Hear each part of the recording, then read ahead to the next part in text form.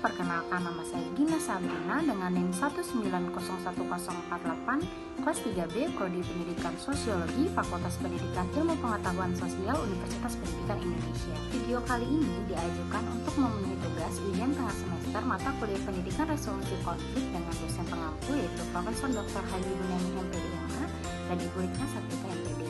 Sebelum saya memulai pemaparan mengenai materi yang akan saya sampaikan, saya akan memaparkan sedikit mengenai manfaat mempelajari pendidikan resolusi konflik, yaitu saya dapat mengetahui perkembangan konflik yang ada saat ini, kemudian saya juga dapat mengklasifikasikan permasalahan yang ada berdasarkan teori konflik, saya juga dapat mengetahui bagaimana akibat yang ditimbulkan dari konflik tersebut, dan saya juga mengetahui cara atau solusi yang dapat diambil agar dapat menyelesaikan konflik tersebut.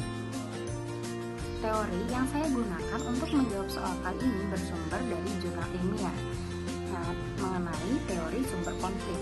Teori yang pertama yaitu negosiasi. Negosiasi merupakan suatu metode penyelesaian konflik melalui cara tawar-menawar, dan negosiasi merupakan suatu proses di mana saat kedua belah pihak mencapai perjanjian yang dapat memenuhi kepuasan semua pihak yang berkepentingan dengan elemen-elemen seperti kerjasama dan kompetisi, termasuk di dalamnya tindakan yang dilakukan ketika berkomunikasi.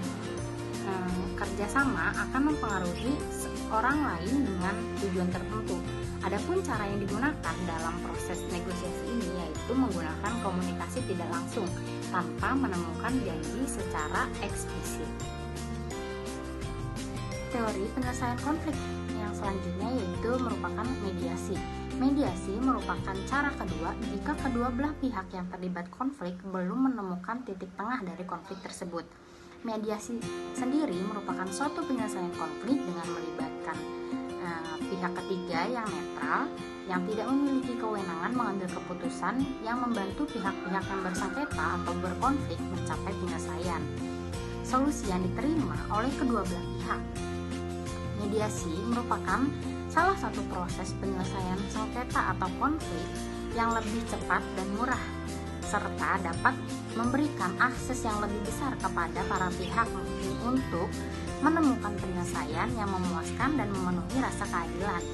Mediasi merupakan cara penyelesaian konflik melalui proses perundingan untuk memperoleh kesepakatan para pihak dengan dibantu oleh mediator. Teori penyelesaian konflik selanjutnya yaitu arbitrase. Arbitrase adalah salah satu dari berbagai metode yang bisa digunakan dalam penyelesaian konflik. Dengan adanya arbitrase nantinya akan memberikan alternatif untuk mengajukan gugatan yang akan dibawa ke pengadilan. Arbitrase pada dasarnya dirancang untuk menjadi opsi yang bisa dipilih untuk menangani masalah hukum. Untuk bisa melakukan arbitrase diperlukan kesepakatan antar kedua belah pihak yang berkonflik. Arbitrase hanya terjadi ketika dua pihak menyetujuinya, baik sebelum atau sesudah konflik hukum muncul. Untuk alasan ini, perjanjian tertulis harus dilakukan oleh kedua pihak sebelum arbitrase. Dari penjelasan mengenai strategi penyelesaian konflik, maka kita dapat menemukan perbedaan dari ketiga teori tersebut. Pertama yaitu negosiasi. Negosiasi ini tidak membutuhkan pihak ketiga dan juga tidak menggunakan jalur hukum dalam penyelesaian konfliknya. Kemudian mediasi.